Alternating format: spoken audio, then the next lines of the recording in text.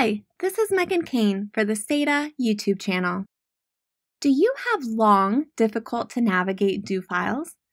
Even if it has been organized into sections and thoroughly commented, it can still be difficult to find the section you're interested in. Now, in Stata 17, you can easily navigate to sections of your do file with bookmarks. Simply click in the bookmark margin and add a name for your bookmark. Or you can type **# to add a bookmark to that line. Because bookmarks are just a special type of comment, they're saved with your do file. Once you've added bookmarks, you can navigate to them using the navigation control. All programs within your do file will also be listed here. Clicking an item takes you there.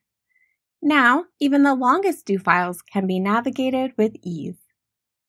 If you would like to learn more about do file editor improvements in Stata 17, you can download the manual at stata.com.